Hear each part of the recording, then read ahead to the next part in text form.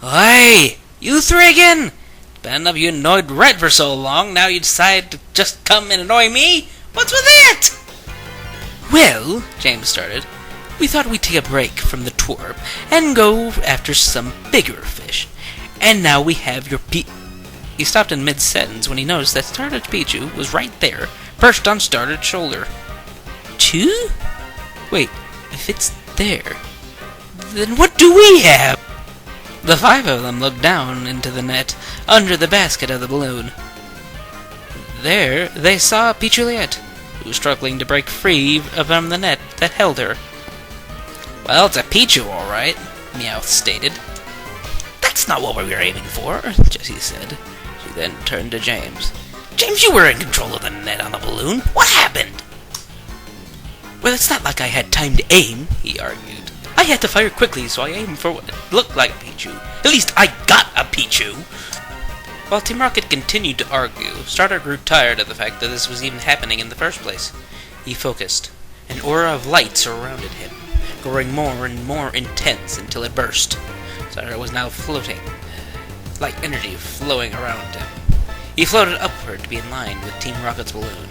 Pichu's father was shocked at such a sight. Never before had he seen a human do such a thing. Stardart's eyes narrowed at Team Rocket.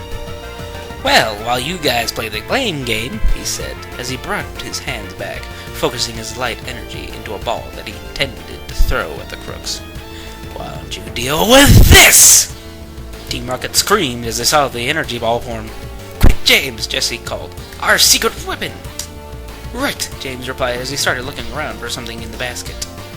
It won't help you now, Stardart called as he tossed the ball of light energy right at them. Yes, it will, James insisted as he brought out his secret weapon. It was a medium-sized mirror. The ball of light hit the mirror, but due to the mirror's properties, it reflected the ball right back at Stardart.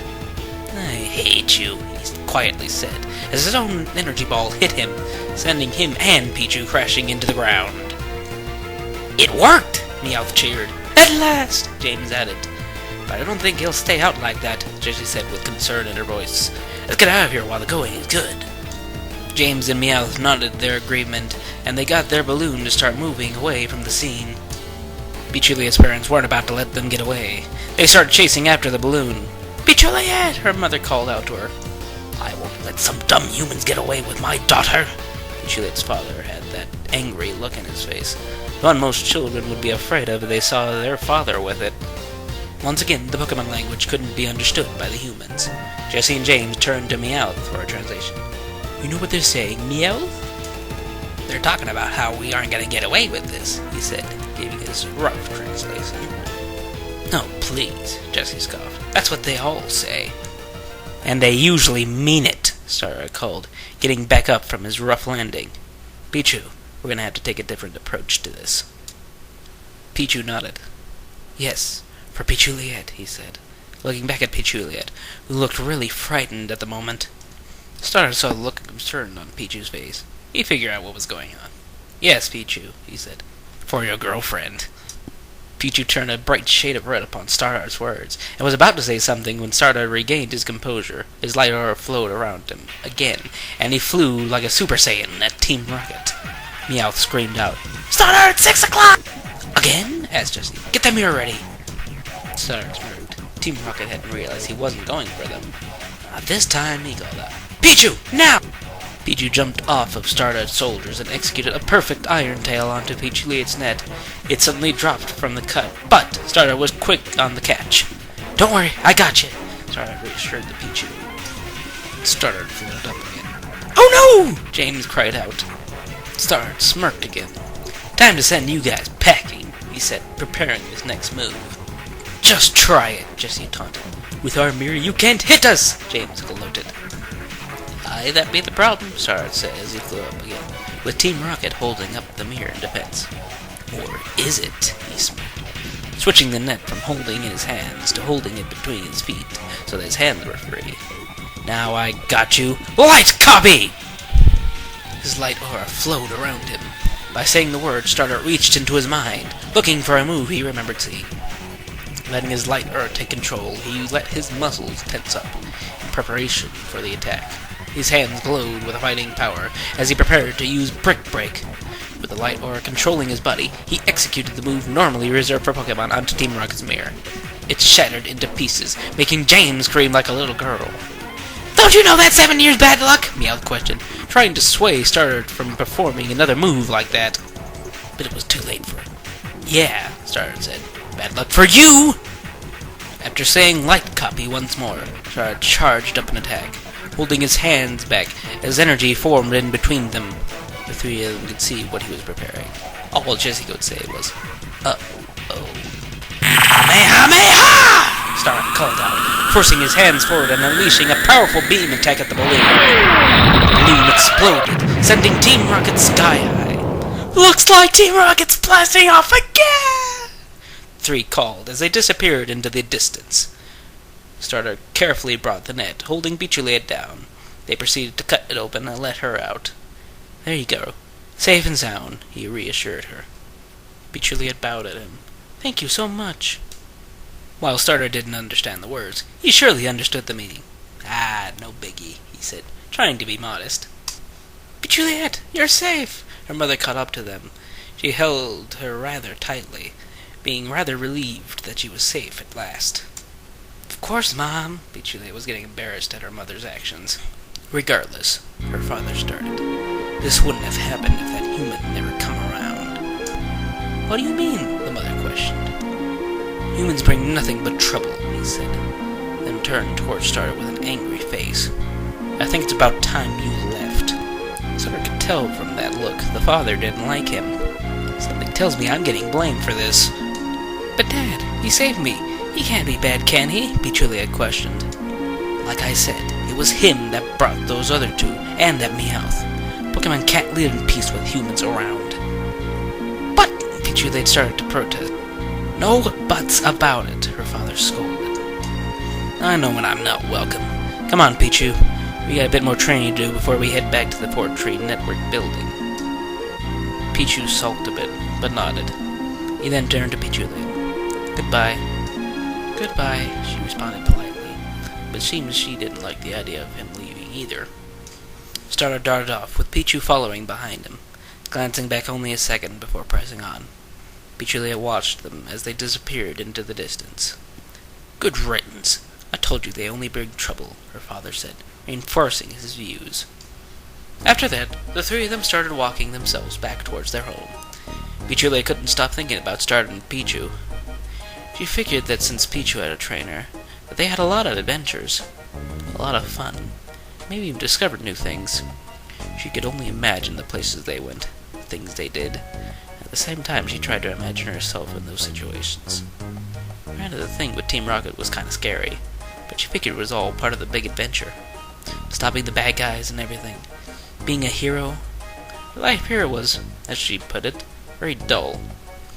Sure, she had friends to play with, like Azurill and C-Dot, and looking for food wasn't necessarily easy all the time either, but was nothing compared to the life Pichu had, not to mention Stardart. The more she thought about it, the more she wanted to go adventure herself, maybe even with the human trainer, although she still didn't know why her father hated humans so much. Pichuliet's mother noticed how zoned out she was. "Something wrong, Pichuliet? You've been awfully quiet." Pichuliet didn't want to talk about what she was daydreaming about, so she responded with, It's nothing." Her father saw right through this, however, and knew what she was thinking about. "Still thinking about that human? Don't. Like I said, humans only bring trouble. They can't be trusted." Pichuliet didn't see it that way, though. "Yeah, but that Stardart guy. He was a complete stranger, yet when I was in trouble, he risked his life for me." "Honey," the mother said, "your daughter has a point. Weren't you the one who said humans only care for themselves?" "Not the point, dear," the father argued. "You still brought the trouble in the first place, in the form of that Team Rocket." The mention of Team Rocket made Pichu remember something. "There's another thing that's been bothering me. It's just, when Team Rocket had me in that net, I felt so helpless and little. I didn't like it." Which brought her back to Stardart and Pichu. When they were coming to rescue her, she noticed the look of determination on Pichu's face, like nothing was going to stop it. That Iron Tail move he did. She didn't know such moves. The only damaging move she knew was Thunder Shock. Dear, we all feel like that sometimes, her mother tried to comfort her. You just can't give up on your hopes, that's all, her father chimed in, trying to give wisdom. For once, your father is right. Hey, I thought you were on my side! Pichulia's ears perked up. She thought that she heard something. And there it was again, another noise. She glanced around a bit. She couldn't see anything, but she kept hearing something. Like something was moving in the bushes. Was it Team Rocket? Wanting more trouble, she wondered? Feeling better? Her mother asked. She was certain of it now. I think we're not alone, she whispered to her parents. Her father looked around. I don't see anything. Gotcha! A voice suddenly called out, then jumped out with a bunch of others, attacking the three of them. Pichulia gasped. Meanwhile, Stardart and Pichu continued trading. Stardart was thinking of ways to keep Pichu on his toes. He saw some large rocks ahead. Using his blades, he sliced the rocks into multiple sections and kicked them at Pichu, who countered with swift iron tails. Not bad. But how about this? Stardart then decided to cut an entire tree in one swift movement with his blade as well. Pichu, of course, saw this and dodged it by going under it. They soon came to another big clearing. Stardart thought of it as a good opportunity to rest and signaled for Pichu to stop, and they both did. Okay, take 5. Stardart decided to stand, while Pichu sat down on an old fallen log. You seem a bit distracted. It was true. Pichu couldn't take his mind off of Pichuliet, and he didn't even know why either. Let me guess. Thinking about your girlfriend? Stardart teased. Pichu blushed and tried to protest, but Stardart continued. You can't hide it from me. Now, what was her name again? I thought you told me it was her Pichuliet. That was true. Stardart couldn't understand the tongue of Pokemon. He could understand his Pokemon from time to time. Crystal clear, no less. Pichu nodded as his thoughts returned to her. He wondered what she was doing now. It's nothing to be embarrassed about, Pichu, Stardart reassured him. I've had those feelings before, and look at me now. Family man with a loving family, no less. Don't try to hide it, Pichu. You like her, be open about it. It's if we ever do see her again. Stardart turned back to the father, and his hatred for humans. Well, humanoids, actually. As it was, Stardart wasn't inhuman necessarily, more half-dragon. Meaning he had both human and dragon's blood coursing through his veins. I don't like it when Pokemon generalize humans, because all humans are the same, when in fact, just like you guys, we're different in our own ways. Pichu nodded in agreement. Yeah, you understand me there. Well, there have been humans and other beings that have done the same thing. Can't blame them. They just don't know her, or haven't learned such. The peaceful break was interrupted by a loud scream. Both of them recognized it. That sounded like Pichuliet! The two of them had rushed as fast as they can to get to where they had heard that sound. When they got there, they saw the two Pikachus they met earlier. Stardart checked them out. They were very badly hurt. Scratch marks, bites marks, bruises, you name it. It was on them. What happened? Pichu asked them. Ambushed. They took Pichuliet, the mother said weakly. Stardart could understand what was going on. Looks like whoever did this went that way. Very fast, very hard. Shouldn't be too hard finding them, judging by these tracks. He looked over to Pichu, who had an angry face on him, with sparks flying from his reddish cheeks. I'll stay here with the parents and use my potions. You go on ahead and deal with the attackers and rescue Pichuliet. I know you can do it. Pichu nodded and darted off, following the tracks. Stardart pulled out some tan spray bottles. Good thing I carry a few full stores with me, he said, preparing to use them. The father looked like he wanted to protest against the human using them on, but he was too beat up to argue. As Stardart used the full restorers on the Pikachus, he felt something on his head. He looked up. It was starting to rain. While Stardart helps the Pikachus recover, Pichu's darting off to help Pichuliet out for the second time today. Just who are these attackers that attacked the Pikachu family, and will Pichu be able to save Pichuliet from them? And just what do these attackers want in the first place? Don't miss the exciting conclusion to this 2-part chapter. In Chapter 2, the near tragedy of Pichuliet.